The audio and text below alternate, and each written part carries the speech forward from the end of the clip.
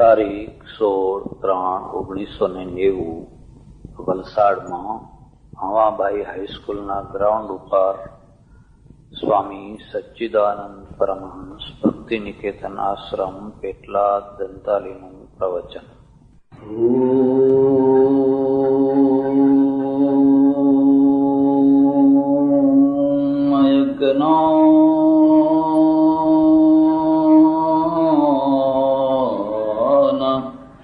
तिमिरान्धस्य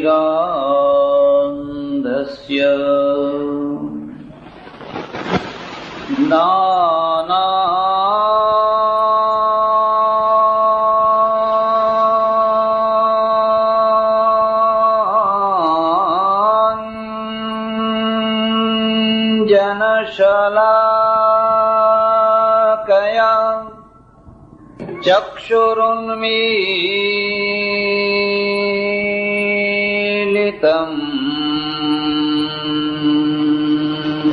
येन तस्मै श्रीगुरवे नमः.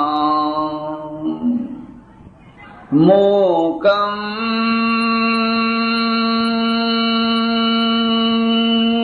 करोति वाचालं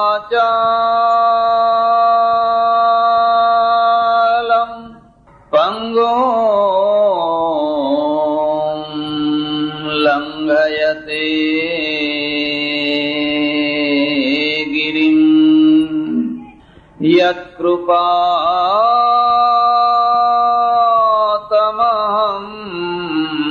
वन्दे परमानन्दमाधवम्.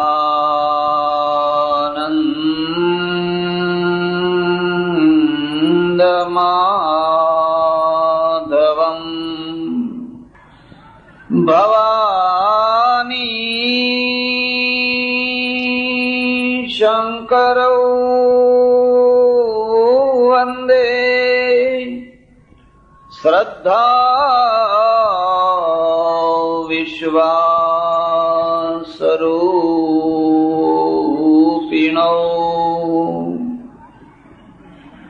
याभ्यां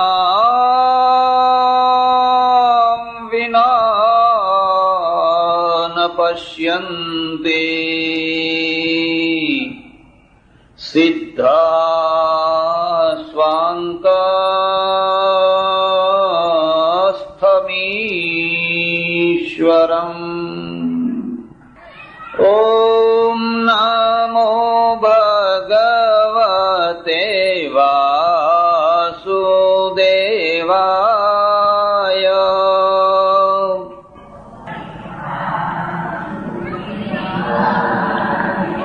ॐ नमो भगवते वासुदेवाय.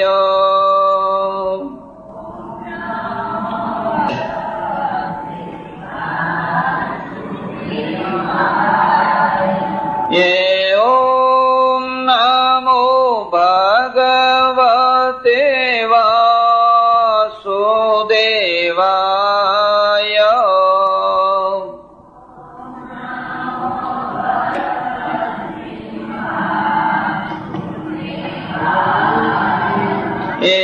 ॐ नमो भगवते वासुदेवाय.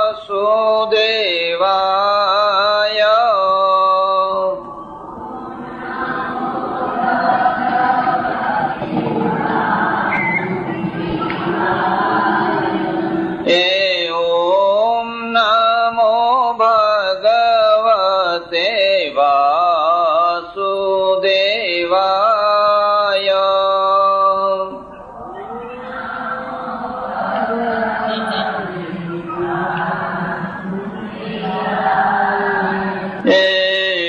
ॐ नमो भगवते वासुदेवाय.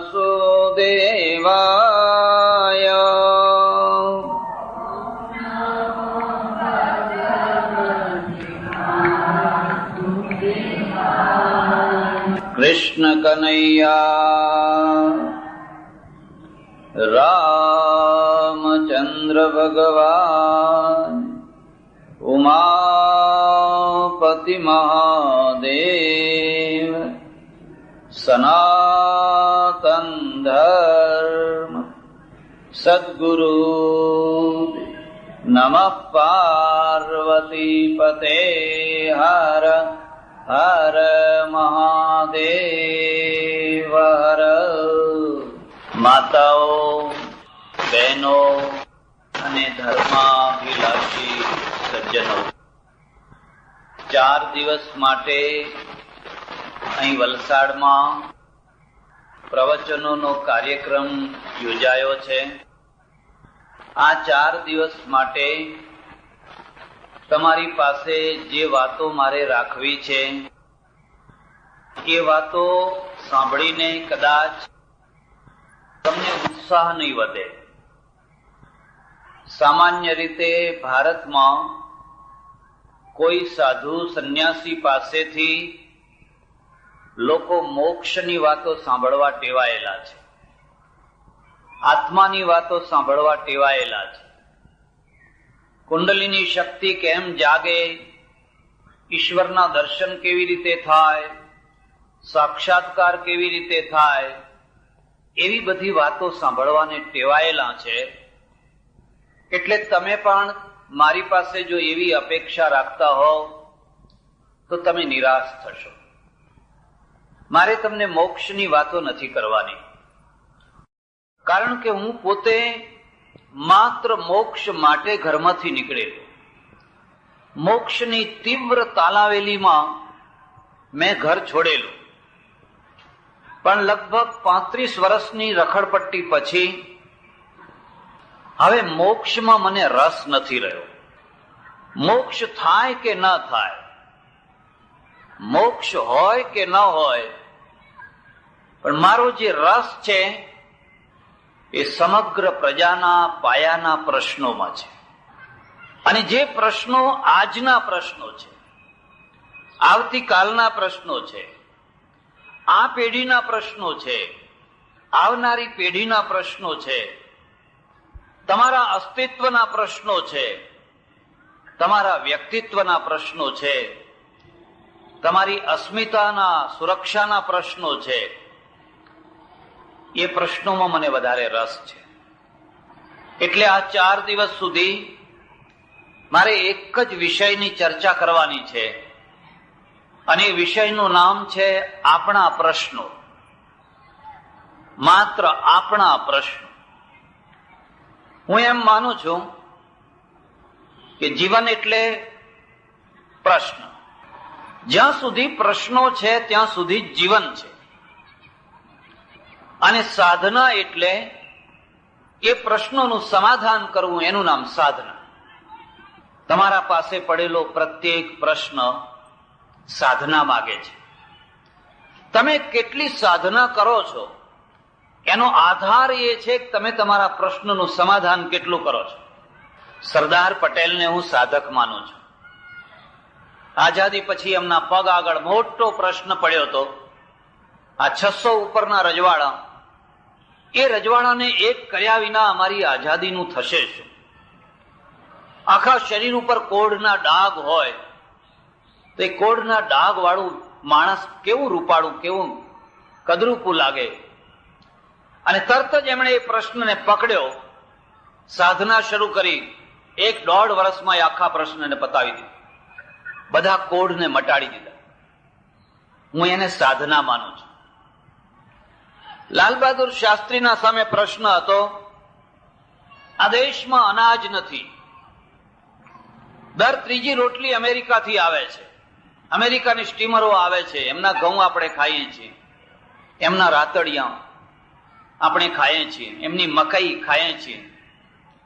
આ દેશનો પાયાનો પ્રશ્ન છે કે દેશ પોતાનું અનાજ પોતે પેદા કરે. એમણે 2 સૂત્રો આપ્યા, જય જવાન, જય કિસાન. અને જય કિસાનમાંથી એક સાધના શરૂ થઈ. ટ્યુબવેલો થયા, બાંધો બંધાયા, નહેરો નીકળી, ફર્ટિલાઇઝર કારખાના થયા. જોત જોતામાં આખો દેશ અનાજથી છલકાવા લાગ્યો. છેલ્લા 3 દુષ્કાળમાં કોઈ ભૂખે ન મર્યું, કોઈ અનાજ મંગાવવું ન પડ્યું. આને હું સાધના માનું છું.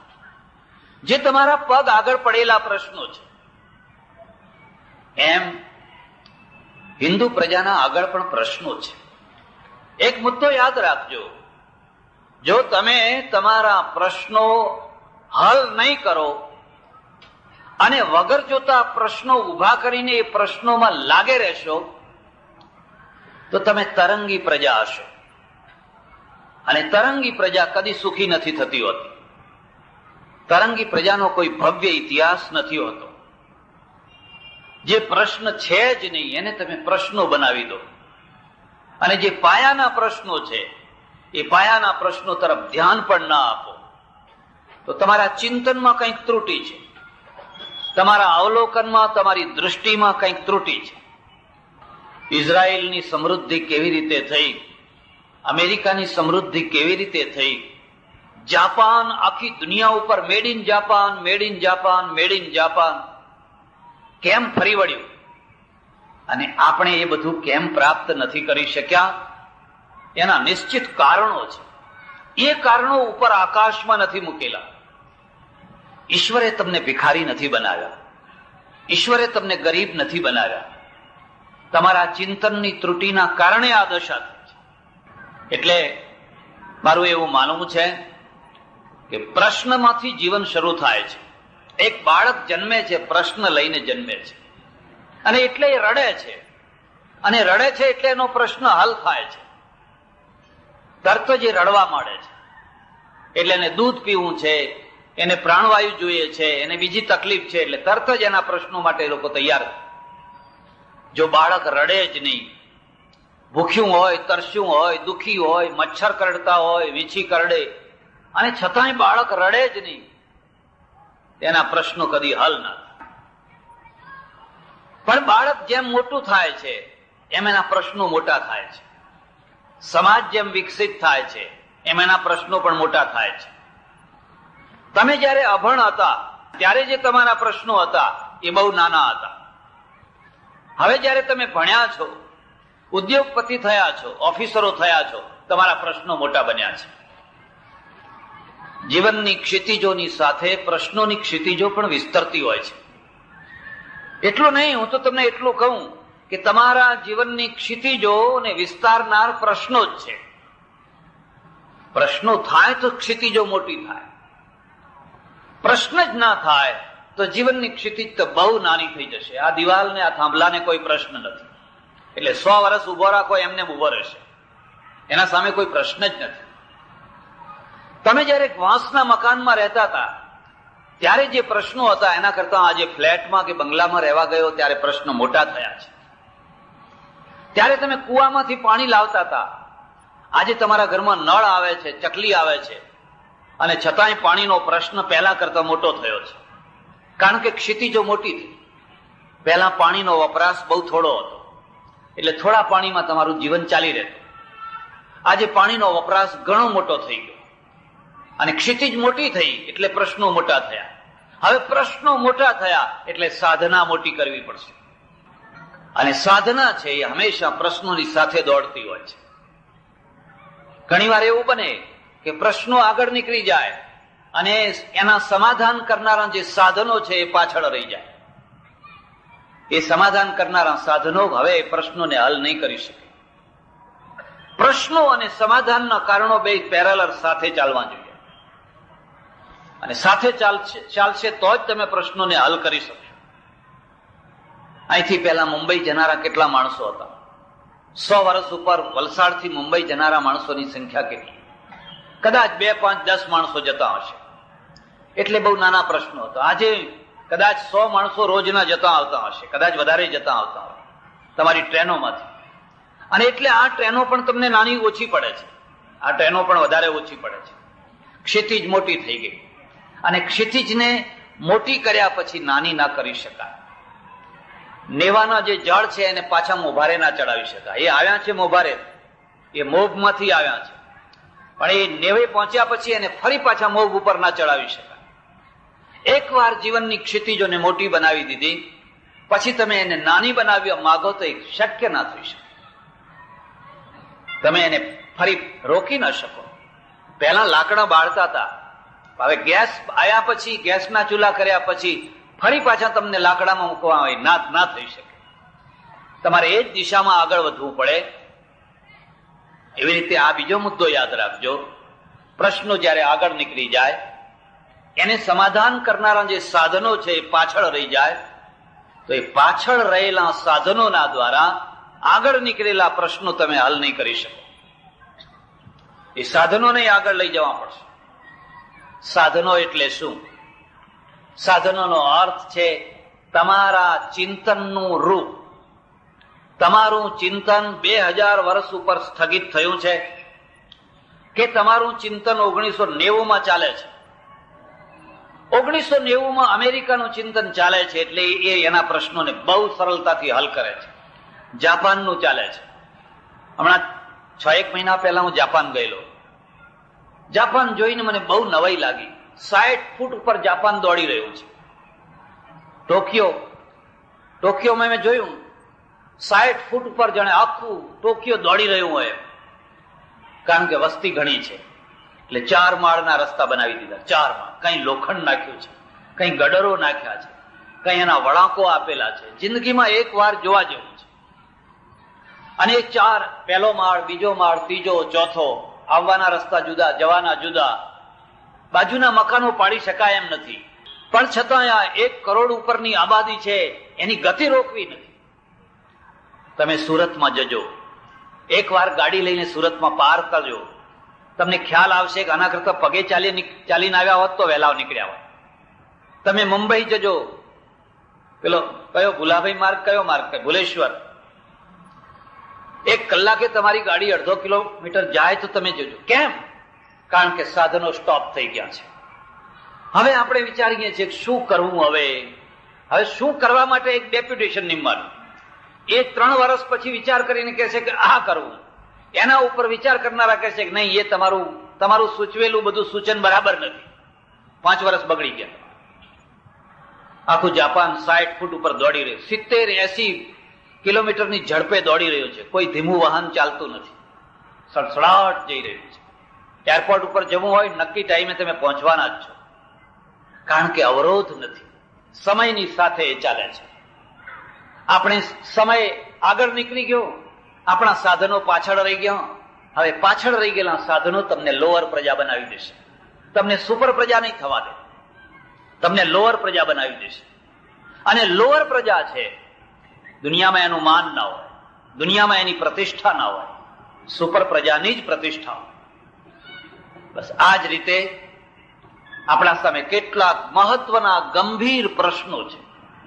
એ પ્રશ્નોને આપણે હલ કરી શકીએ છીએ. હલ કરવાનું ક્યાં કારણ છે? માઇન્ડ છે, મગજમાં ચિંતન છે. અને હું એમ તમને કહું, ઋષિનો અર્થ જ ચિંતનકાર છે. ઋષિનો બીજો કોઈ અર્થ નથી. વલકલ પહેરવાથી કઈ ઋષિ ના થવાય, જટાઓ રાખવાથી કઈ ઋષિ ના થવાય. એ તો સમય સમયની વેશભૂષા છે.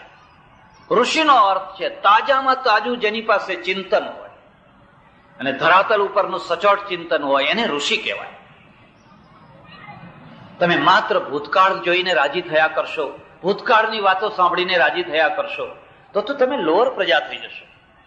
તો આપણા આગળ 3 ગહન પ્રશ્નો છે, 3 ક્ષેત્રના: ધાર્મિક પ્રશ્નો, સામાજિક પ્રશ્નો અને રાજકીય પ્રશ્નો. 3 પ્રશ્નો. મારી દ્રષ્ટિમાં મુખ્યતઃ હિન્દુ પ્રજા છે, કારણ કે હું હિન્દુ સંન્યાસી છું. એટલે મારી સામે જે મુખ્ય પ્રશ્નો છે હિન્દુ પ્રજાના પ્રશ્નો છે, ભારતીયોના પ્રશ્નો છે, ભારત રાષ્ટ્રના પ્રશ્નો છે. અને આ 3 દ્રષ્ટા એટલા માટે કે તમે પ્રશ્નો ઉકેલી નહીં શકો. જો પ્રશ્નો તરફ તમારું ધ્યાન નહીં જાય તો તમે એકે ઢંગ વિનાના રહેશો. જરાક તો વિચાર કરો, આજે કાશ્મીરમાંથી 40,000 હિન્દુઓ ભાગીને દિલ્હી આવ્યા છે, ઉધમપુર આવ્યા છે, જમ્મુ આવ્યા છે, પઠાનકોટ આવ્યા છે. કાશ્મીરમાંથી હિન્દુઓ ભાગી ચૂક્યા. અને ક્યારે ભાગ્યા છે? જ્યારે ગવર્નર હિન્દુ છે. તમારું લશ્કર 50 અબજ રૂપિયા કાશ્મીરની પાછળ ખર્ચે છે. એ 50 અબજ રૂપિયા વાળું લશ્કર હિન્દુઓનું છે, ઓફિસરો હિન્દુ છે. અને છતાંય હિન્દુઓ ભાગ્યા છે. તમે તમારા દેશમાંથી ભાગી રહ્યા છો, પરદેશમાંથી ભાગો એમાં તો કઈ મોટી વાત હતી. ફીજી રંબુકાની પાસે 700 સૈનિકો હતા, માત્ર 700, અને ભારતીયોની સંખ્યા 52%. 52% માણસો, પૈસાદાર માણસો, દુકાનદાર, વેપારીઓ, બસ 1-2 મહિનાની અંદર તો બધાને ભગાડી મૂક્યા, ભાગી ગયા. આજે ફીજીમાં જઈને તમે જુઓ, હિન્દુઓ ભાગી ચુક્યા છે, આફ્રિકામાંથી ભાગી ચુક્યા છે, ને હવે દક્ષિણ આફ્રિકામાંથી ભાગવાની તૈયારી છે. આખી દુનિયામાં સૌથી વધારેમાં વધારે સોનું ધરાવનારા હિન્દુઓ હોય તો દક્ષિણ આફ્રિકામાં છે. સાઉથ આફ્રિકામાં હિન્દુઓ પાસે જેટલું સોનું છે ને એટલું કોઈ જગ્યાએ નહીં, એટલા સુખી છે. પણ હવે એમને ભાગવાની તૈયારી છે. હું માનું છું 2, 5, 10 વર્ષમાં એમને ત્યાંથી ધીરે ધીરે કદાચ ટોળાબંધ ભાગવું પડશે.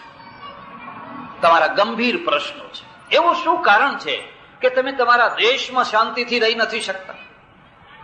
અમદાવાદમાં જઈને જોજો, અમદાવાદમાં કેટલાક એવા એરિયા છે જ્યાંથી હિન્દુ પ્રજા ભાગી રહી છે, મકાનો ખાલી થઈ રહ્યા છે. અને ત્યારે મુખ્યમંત્રી હિન્દુ હોય, મંત્રીઓ હિન્દુ હોય, કલેક્ટર હિન્દુ હોય, ડીએસપી હિન્દુ હોય, બધા જ હિન્દુઓ હોય, અને છતાં હિન્દુઓ ભાગી રહ્યા છે. હું કોઈની નિંદા કરવા નથી માંગતો, પણ હું તમારી કમજોરી બતાવવા માંગુ છું કે તમે કેમ ભાગો છો. અને આ ભાગવાનો ઇતિહાસ આજનો નથી, સદીઓનો છે. ઇતિહાસની સાથે સાથે આ પ્રશ્ન ચાલે છે. તમે મોક્ષમાં લાગ્યા, બસ આવતો જન્મ સુધરી જાય, આવતો ભાવ સુધરી જાય, પણ તમે તમારા આ ભવનો તો વિચાર કરો, તમારા આવનારી પેઢીના બાળકોનો તો વિચાર કરો. એ ઇજ્જતપૂર્વક રહી શકશે કે કેમ, એનો તો વિચાર કરો. તમારી કુંડલીની શક્તિ જાગી કે ના જાગી એનો શું અર્થ છે? એનો કોઈ અર્થ નથી. મેં મારા આખું જીવન એમાં કાઢ્યું છે. હું તમને ભલામણ કરું છું, ભલા થજો, એ રવાડે ચડશો નહીં તો શરીરને બગાડીને બેસશો. કુદરતે જે વ્યવસ્થા કરી છે એ જ બરાબર છે. જે સહજ જીવન છે, જે સહજ માર્ગ છે, એ જ બરાબર છે.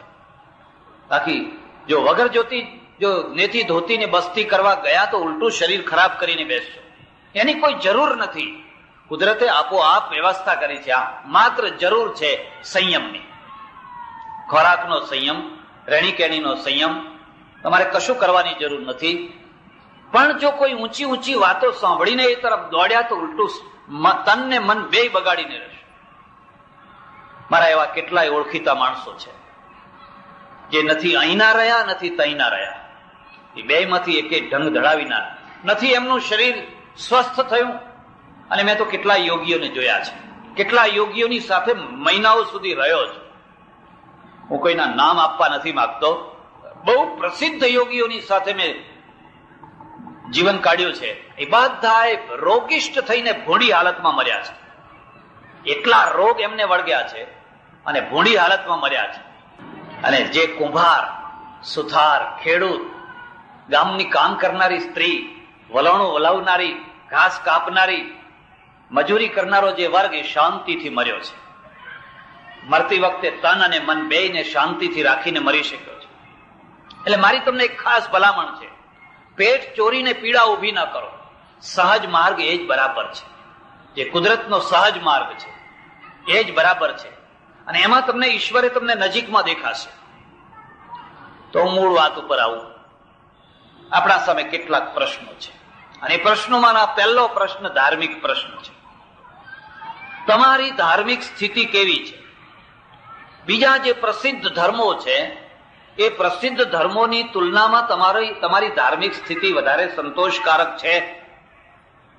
તમારી ધાર્મિક સ્થિતિ વધારે હિંમત આપનારી છે? અને ધાર્મિક સ્થિતિને માપવા માટે તમારે જોવાનું છે, તમારો ધર્મ તમારો સરવાળો કરી આપે છે કે બાદબાકી કરી આપે છે? એક મસ્જિદમાં જઈને જોજો, જેવો સરવાળો થાય છે એવો સરવાળો તમારા મંદિરમાં થાય છે. એક ચર્ચમાં જઈને જોજો, એ ચર્ચમાં જેવો સરવાળો થાય છે એવો સરવાળો તમારા મંદિરમાં થાય છે. અને નથી થતો તો એને કાયમ ને કાયમ એ રીતે રાખવો છે કે આપણે સરવાળા વાળું મંદિર કરવું છે. આપણે ગંભીરતાથી વિચાર કરવો પડશે. મારી સમજણ પ્રમાણે ધાર્મિક પ્રશ્નોના પણ બે સેક્શન છે. એક ઉપાસના એટલે અધ્યાત્મનું સેક્શન, અને બીજું છે એ વિધિ વિધાન આચારોનું એટલે કર્મકાંડોનું સેક્શન. આ બે સેક્શન છે. તમારી પાસે જે પહેલું સેક્શન છે એ વિધિ વિધાનો નહીં, ઉપાસના અને અધ્યાત્મનું છે. મારે ત્યાં મારી સમજણ પ્રમાણે બે મુખ્ય પીરિયડ છે. એક વૈદિક પીરિયડ જે ઉપનિષદ સુધી ચાલે છે. એ આખા વૈદિક પીરિયડને તમે જોશો તેમાં ઋષિ છે, એમાં અધ્યાત્મ છે, એમાં ઈશ્વર છે, બ્રહ્મ છે, પણ સાથે સાથે જીવન પણ છે.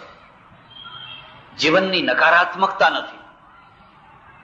જે તમારામાંથી જે થોડા વિદ્વાનો હોય એમને મારી ખાસ ભલામણ છે, તમે ઉપનિષદ સુધી સાધુ નહીં બતાવી શકો, ઋષિ બતાવશો, સાધુ નહીં બતાવી શકો. એકાદશ ઉપનિષદ સુધી જુઓ, એમાં યાજ્ઞવલ્ક છે, પીપલાદ છે, કણાદ છે, કપિલ છે, ગૌતમ છે, વ્યાસ છે, વશિષ્ઠ છે, પણ કોઈ સાધુ તમને નહીં જડે. સાધુ પીરિયડ અને ઋષિ પીરિયડ આ બે મહત્વનો ભેદ છે. ઋષિ પીરિયડમાં તમે જોશો પહેલામાં પહેલો ભાર છે કર્મ ઉપર. કુર્વન્નેવેહ કર્માણી જીજી વિષે છતમ સમાહ એવમ ત્વયી નાન્યથેતોસ્તિ ન કર્મ લિપ્યતે નરે. તું કર્મ કરતા કરતા કરતા 100 વર્ષ સુધી જીવ.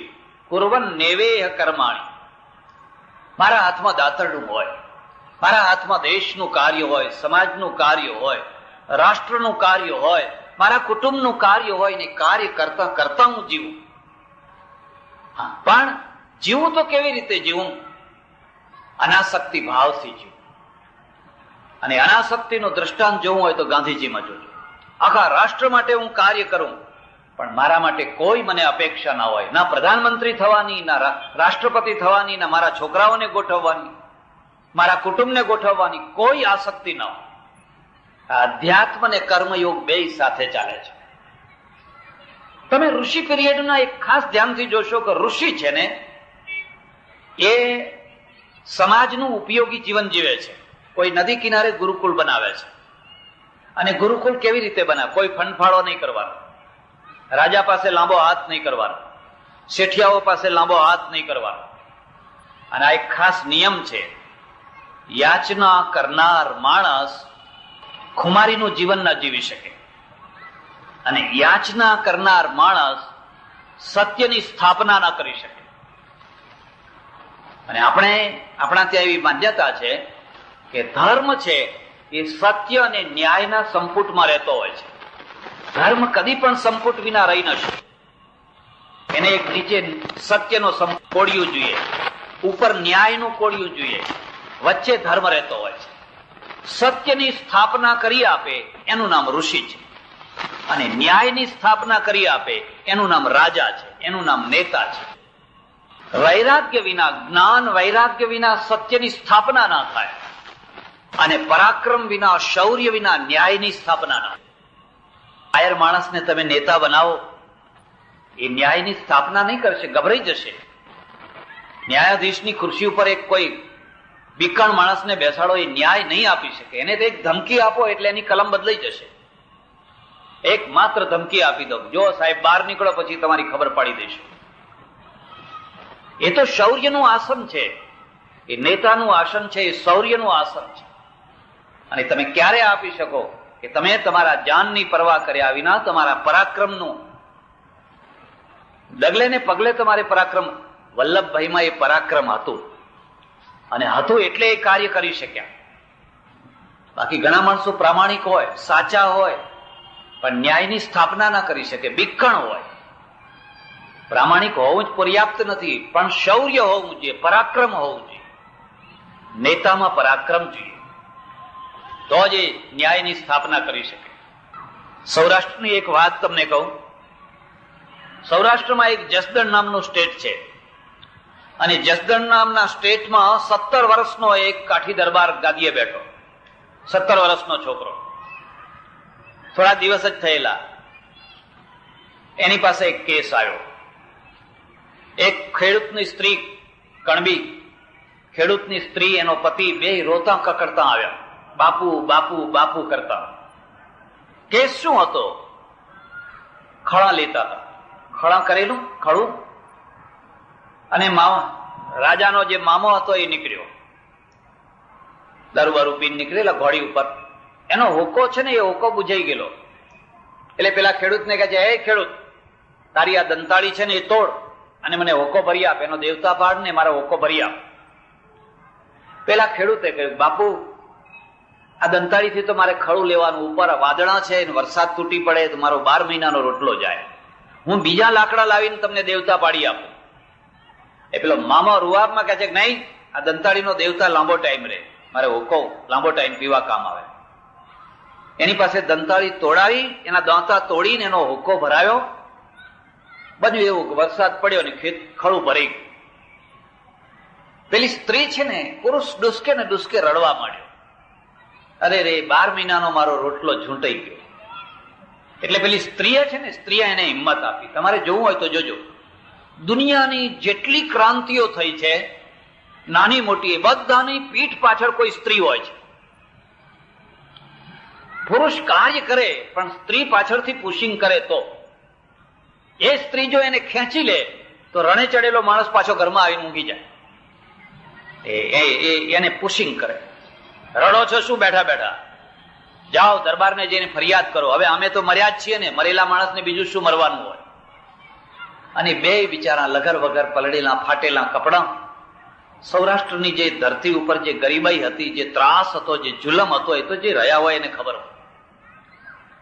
દરબારને કહ્યું, તમારા મામાએ મારી દંતાળી તોડી અને હોકો ભર્યો, મારું ખરું પલળી ગયું, હવે મારે 12 મહિના છોકરાને રોટલા શું ખવડાવવા? આ 17 વર્ષનો છોકરો. એને કહ્યું સાચી વાત છે કે? હા સાચી વાત છે. જાઓ લ્યા મામાને બોલાઈ આવો. એ મામા આવ્યા. કેમ શું છે? કેમ નહીં? આની દંતાળી તોડીને તમે હોકો ભરેલો? હા, એ તો આપણી રૈયત કહેવાય, આપણે ગમે તે કરી શકીએ. ના ના, મારે તો એટલું જ જાણવું છે કે તમે એના એ દાંતા તોડીને હોકો ભરેલો? હા ભરેલો. એમાં શું થઈ ગયું? તું શું સમજે આજકાલનો છોકરો? એ 17 વર્ષના છોકરાએ કહ્યું, જાઓ એક બીજી દંતાળી મંગાવો. બીજી દંતાળી આવી, એના દાંતા કાઢ્યા. મામા તમને એમ કે દંતાળી બહુ વાલી એમ. અને એક સુથારને બોલાવી અને દિવાલ સાથે મામાને ઉભા રાખીને 5 દાંતા એમની છાતીમાં જડી દીધા. એ રાજાની માં રોતી રહી, મારો ભાઈ મારો ભાઈ મારો ભાઈ. 5 દાંતા દિવાલ સાથે જડી દીધા. આ પરાક્રમ છે, આ શૌર્ય છે. અને એનું પરિણામ એ આવ્યું કે આખા સ્ટેટમાં વ્યવસ્થા. પછી રોજ તમારે દાંતા ના જડવા પડે, રોજ દાંતા ના જડવા પડે. આખા ઓફિસરો ફલાણા ફલાણા બધા ડરી ગયા, મામાને નથી છોડતો, એ મને શું છોડશે? શૌર્ય વિના, પરાક્રમ વિના નેતા ના થવાય. અને નેતા જ ન્યાયની સ્થાપના કરી શકે. હવે તમે જ વિચાર કરી લો કે ગુંડામાં ગુંડા માણસો નેતા બની ગયા હોય તો તમને કેવો ન્યાય આપે? સમાજનો ઉતરેલામાં ઉતરેલો છેવટનો જે કચરો છે, અમદાવાદમાં જઈને જોજો, એક ભાઈ 5 જગ્યાએથી જીતેલા, ખબર છે ને તમને? 5 જગ્યાએ બધાની ડિપોઝિટો જપ્ત કરાવી દીધેલી. એવા માણસો જો મુખ્યમંત્રી થાય તો તમને ન્યાય મળે તો કેવો મળે? જે ન્યાય આપે એનું નામ નેતા કહેવાય. અને પરાક્રમ વિના, શૌર્ય વિના ન્યાય ના આપી શકાય. પણ જે સત્યની સ્થાપના કરે એને ઋષિ કહેવાય. ઋષિ બ્રાહ્મણ, એને બ્રાહ્મણ કહેવાય, એને સાધુ કહેવાય, એને સંન્યાસી કહેવાય. તમારે જે નામ આપવું હોય આપો, પણ સત્યની પ્રતિષ્ઠા કરાવી આપે એ. સત્યની પ્રતિષ્ઠા ક્યારે ના થઈ શકે? જો ઋષિ યાચના કરતો થાય તો. આપજો મા બાપ, કંઈક આપજો. એકવાર મારા ઓળખીતા એક સંત મને એમની સપ્તાહનું ઉદ્ઘાટન કરવા લઈ ગયા. બહુ મોટું સપ્તાહનું આયોજન કરેલું. અને મેં તમને કહ્યું ને, એ સપ્તાહમાં એક ક્લાસ પાડેલા. આગળ તકિયા વાળો ક્લાસ જુદો, તકિયા પછી ખાલી ગાદલા વાળો ક્લાસ જુદો, અને ગાદલા વાળા પછી ખાલી જાજમ વાળો ક્લાસ જુદો, અને એના પછી ધૂળમાં બેસનારો લોઅર ક્લાસ. એ તો અને ખરું સાંભળનારો પેલો પાછો, જે સૌથી છેલ્લે બેઠેલા એ જ ખરા સાંભળનાર.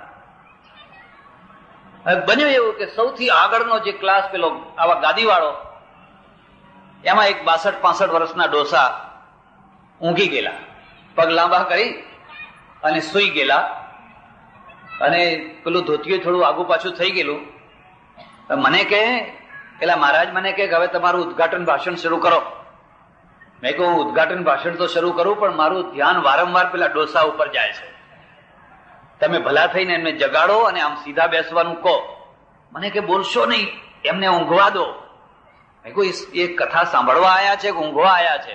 મને કે એમને સાંભળવા સાથે લેવા દેવા નથી, એમને કઈ લેવા દે. તો મેં કહું આયા છે કેમ? કે તો એ તો મેં એમને બોલાવ્યા છે, આગ્રહ કરીને બોલાવ્યા છે. તમે આગ્રહ કરીને કેમ બોલાવ્યા છે? કે એ તો દૂધણી ભેંસ છે, દૂધણી ભેંસ. તે દોવા બોલાયા છે, પવાલી ભરીને દૂધ આપે એટલા માટે બોલાયા છે. નહીં, પવાલી ભરીને દૂધ? પવાલી ભરીને દૂધ એટલે શું? મને કે જો આ 7 દિવસની સપ્તાહ છે, એ 7 દિવસ જે માણસો જમનારા છે એના માટે બધા ચોખા એમના તરફથી આવવાના છે. એટલે એ ઊંઘે કે જાગે, એ બેઠા રહે કે લાંબા થઈ જાય, આપણે કાંઈ જોવાનું નહીં, આપણે તો એમની પવાલી ભરી લેવાની. આ માણસ છે ને એ જિંદગીમાં સેંકડો સપ્તાહો કરશે અને સેંકડો પવાલી ભરીને દૂધ દોઈ લેશે, પણ સત્યની સ્થાપના નહીં કરી શકે. તમે એની પાસેથી સત્યની સ્થાપનાની અપેક્ષા રાખો એ ખોટી વાત છે. કારણ કે એ તો દૂધ દોવા માટે સપ્તાહ કરે છે. પછી મેં તો જેમ તેમ આમ રાખીને પ્રવચન કર્યું. મેં મારું ધ્યાન ત્યાં જાય તો મને ઊંઘ ચડે છે. પછી એમને જગાડ્યા, ઉઠો ઉઠો ઉઠો ઉઠો, ચાલો આરતી કરવાની છે. જલ્દી ધોતિયું હરખું કરી અને ઉપર આયા. આરતી તૈયાર હતી, એમના હાથમાં આપી, આમ આરતી ઉતારવા લાગ્યા. હું એમનો ચહેરો જ જોયા કરું, જય દૂધણી ભેંસ. એટલે અમારે ત્યાં ઉપનિષદ છે ને, ઉપનિષદમાં શ્રોતા છે, એ શ્રોતા વક્તા છે. એ વક્તા પ્રવચન કરતા પહેલા પ્રતિજ્ઞા કરે, સત્યમ વદિષ્યામિ રેતમ વદિષ્યામિ તન્મા મવતુ અવતુ મામ અવતુ વક્તારમ અવતુ. જે સત્યની સ્થાપના કરી આપે એને ઋષિ કહેવાય, અને બહુ અઘરું કામ છે. એટલે ઋષિ છે ને એ સ્વાવલંબી છે. તમારી ચોટી બીજાના હાથમાં ક્યારે જાય છે? જ્યારે તમે લાચાર બનો છો. લાચારી ક્યારે આવે છે? તમારે પૈસા જોઈએ છે, તમારે માન જોઈએ છે, તમારે હાર જોઈએ છે, તમારે ખુરશી જોઈએ છે, એ લાચારી છે. એટલે હવે તમે પરાધીન થશો, અને લાચારી થઈ પછી તમે સત્યની સ્થાપના નહીં કરી શકો. ગમતો રાગ વગાડશો, ભાવતો રાગ વગાડશો, ખમા બાપુ, જે સારંગી તમને ગમે એ વગાડો. એટલે ઋષિ પોતાનું ગુરુકુળ બનાવે છે, પણ પોતાના વિદ્યાર્થીઓના દ્વારા બનાવે છે. એક પૈસો કોઈની પાસે માગવાનો. લીપે છે, ઘૂંપે છે, ગાયો રાખે છે, ખેતી કરે છે, એની આવશ્યકતા એ પોતે જાતે પેદા કરી લે છે, અને પોતે જાતે પેદા કરી લે છે. એટલે રાજાના સામે પણ બોલી શકે. રાજા, શું તારું આ રાજ્ય પડ્યું, ચાલ અમે બીજે ઝોંપડા બનાવશું. માણસ ને મારવો હોય તો એકલી તલવારથી જ માણસ નથી મરતો, એ સગવડોથી પણ મરે છે. એને સુખથી પણ મારી શકાય છે. એકવાર એને પ્રચુર સગવડો આપો, ખૂબ સુખ આપો, પછી મરી ગયો એ નહીં ભાગી શકે, પછી એ દુઃખ નહીં ભોગવી શકે, પછી એનામાં તાકાત નથી કે સુખ ને સગવડોનો ત્યાગ કરી શકે, પછી એ તમારો ગુલામ થઈ જશે. ઋષિ આ રીતે સાવધાન છે, એટલે એને આપણે તપસ્વી કહીએ છીએ. ખરું તપ એ જ છે. તમારી પાસે 2 વાતો હું કરીશ, તમને ખ્યાલ આવશે. તમે મહાભારત અને રામાયણ આ બેયને જોઈજો. સત્યની પ્રતિષ્ઠા ક્યાં છે અને સત્યની પ્રતિષ્ઠા ક્યાં નથી થઈ શકે. તમે મહાભારતમાં જોશો તો સગી ભાભીનો ચીર દુર્યોધન દુશાસનના દ્વારા સભા વચ્ચે ખેંચાવે છે, અને સભામાં ભીષ્મ બેઠા છે, દ્રોણ બેઠા છે, કૃપાચાર્ય બેઠા છે, 5 પાંડવો હારીને બેઠેલા છે, અને પેલી વિલાપ કરતી દ્રૌપદી ચીસો પાડે છે. કોઈ એના પક્ષમાં નથી. બધાને પ્રશ્નો પૂછે છે, કોઈ ન્યાય કરો, કોઈ ન્યાય કરો. કોઈ ભીષ્મ છે ને બાણાવળી છે, સુરવીર છે, બહાદુર છે, પણ સત્યશૂર નથી, વાકશૂર નથી. એ યુદ્ધમાં બાણ ચલાવી શકે છે, પણ દુર્યોધનના આગળ સત્ય નથી રાખી શકતા. દુર્યોધન, અન્યાય થઈ રહ્યો છે, આવું ના થવું જોઈએ. લે આ તારું રાજ પડ્યું, હું અહીંથી ચાલતો થઈશ. ભીષ્મે નીચું ગાલીને બેઠા છે. એટલે દ્રૌપદીના ચીર ખેંચાય. ઘણી વાર આપણી પાર્લામેન્ટમાં અને આપણી વિધાનસભાઓમાં પણ ઘણા ભીષ્મો ભેગા થઈ જતા હોય છે. એ જાણતા હોય, એ સમજતા હોય કે આ ચીર ખેંચાય છે, ખેંચાવા દો, આપણે નીચું ગાલીને બેસી રહો. અને નીચું ગાલીને બેસી રહે ને એટલે પાર્લામેન્ટનું આખું જે વ્યક્તિત્વ છે, પાર્લામેન્ટની જે ચેતના છે ને એ ડાઉન થઈ જાય. ન્યાયાલયની ચેતના ડાઉન થઈ જાય, વિધાનસભાની ચેતના ડાઉન થઈ જાય. જયારે તલાક બિલ પાસ થયું, મારે ત્યાં 4-5 એમપીઓ આવેલા, અમારા ઓળખીતા. મેં એમને પૂછ્યું કે આ બિલ પાસ થયું, તમે પક્ષમાં વોટ આપ્યો કે વિપક્ષમાં? મને કે પક્ષમાં. તો તમે આમાં સંમત છો? કે ના. તો સંમત નથી છતાં વોટ કેમ આપ્યો? મને કે અમારું કેરિયર સાચવવું હોય તો આ આપવો પડે, જો ના આપીએ તો અમારું આખું જીવનનું કેરિયર બગડી જાય. સારું, કેરિયર સાચવવા માટે વોટ આપ્યો. આ બધા ભીષ્મો છે. અને બધા ભીષ્મોને આ વખતે પ્રજાએ ઘર ભેગા કરી દીધા. જાઓ હવે તમારું કેરિયર કેર. અને જે માણસ ફેંકાઈ ગયેલો, સત્યના માટે જે ફેંકાઈ ગયેલો, ખબર છે કોણ? કારણ કે જીવન છે ને, જયારે તમે સિદ્ધાંતવાદી જીવન જીવો છો ત્યારે જીવનની ગતિ કદી સીધી નથી હોતી. એની ગતિ તો વીજળીની માફક આમ જતી હોય છે. આગળ જાય પાછળ આવે, આગળ જાય પાછળ આવે. ગાંધીજીના જીવનમાં તમે જોશો, એક મહાપુરુષના જીવનમાં જોજો તો કેટલીક વાર આગળ જાય પણ ફરી પાછું કોઈ વાર પાછળ આવવું પડે, અને પાછળ આવેલો માણસ પણ ફરી આગળ જાય. જે માણસો ટકાના થઈને ફેંકાઈ ગયેલા આદર્શ ને સત્યના ખાતર, એ માણસો આજે ફરી પ્રતિષ્ઠિત થયા. અને જે કેરિયર સાચવવા માટે રોબોટ થયેલા, હાથ કહો તો ઊંચો, જ્યાં કહો તો અમારી આંગળી ઊંચી, આજે છોતરો જેવા થઈને બધા ફેંકાઈ ગયા. હારવું એ કોઈ મોટું, હું એને ખરાબ કામ નથી માનતો, એ હારવું, પણ હારેલા તમારી પ્રતિષ્ઠા સાથે, જ્યાં કહો તો અમારી આંગળી ઊંચી, આજે છોતરો જેવા થઈને બધા ફેંકાઈ ગયા. હારવું એ કોઈ મોટું, હું એને ખરાબ કામ નથી માનતો, એ હારવું, પણ હારેલા તમારી પ્રતિષ્ઠા સાથે હારે. નહીં, ભલે માણસ હારી ગયો પણ માણસ સાચો હતો, એ જ મોટું જમા પાસું છે. એટલે મહાભારતમાં તમે જોશો કે મહાભારતમાં દ્રૌપદીની લાજ લૂંટાય છે, પણ એને અટકાવનાર, હિંમત કરીને બોલનાર કોઈ નથી. એક વિદુર છે, નહીં જેવું, અડધું બડધું, એની બિચારાની તાકાત કેટલી. એના ઉલટામાં જુઓ, તમે રામાયણ જોયું હશે. રામાયણમાં સીતાજી છે એ રાવણની કોઈ સગી નથી, બદલો લેવાનો છે શૂર્પણખા, અને સીતાજીનું હરણ કરે છે, પણ એમાં સંમત કોઈ નથી. જયારે મારીચને કહ્યું, મામાને કહ્યું મને આમાં મદદ કર, મારીચે કહ્યું હું આ કામ કરવા જેવું નથી, ભાણા તારું ભલું હું ઈચ્છું છું, જો આ સત્યની સ્થાપના, જો મારું કહેવું માને તો તું આ કામ ના કરીશ, આખી લંકા ખેદાન મેદાન થઈ જશે. પછી કરવું પડ્યું, એ વાત જુદી છે, પણ વાત હતી એ કઈ દીધી. સીતાજીને લઈને આવ્યો, વિભીષણે કહ્યું કે આ ખોટું કામ થયું છે, કુંભકર્ણે કહ્યું ખોટું કામ થયું છે, મેઘનાદે કહ્યું, મંદોદરીએ કહ્યું, વિભીષણના સસરાએ કહ્યું, મંત્રીએ કહ્યું, તમે મને એક માણસ લંકામાં બતાવો જેણે રાવણનું સમર્થન કર્યું, મને એક માણસ બતાવો. આખી લંકાએ વિરોધ કર્યો, ત્રિજટાએ વિરોધ કર્યો. આ કામ ખોટું થયું છે, અને એનો અર્થ છે કે સત્યની પ્રતિષ્ઠા છે. હું ભૂલ કરું, તમે ભૂલ કરો, કોઈ વાંધો નહીં, પણ તમારી ભૂલને ભૂલ તરીકે કહેનારા થોડાક માણસો રહેવા દો. તમે ભૂલ કરો છો એવું કહેનારા થોડાક માણસો તો હોવા જ જોઈએ. પણ જો માત્ર બધા ખુશામતખોરો ભેગા કર્યા હોય તો હમણાં જે દશા થઈ, ખુશામતખોરો ના માટે અત્યારે એક સ્પેશિયલ શબ્દ નીકળ્યો છે, પેલા જમતી વખતે ઉપયોગ લેવાય છે ને. એટલે હું તમને એક ખાસ સલાહ આપું છું, 1000 બાયલાઓ ભેગા કરવા મિત્રો તરીકે, એના કરતા એક મર્દને મિત્ર બનાવો. 1000 તો તાલીઓ પાડીને ઉભા રહેશે ખરા ટાઈમ.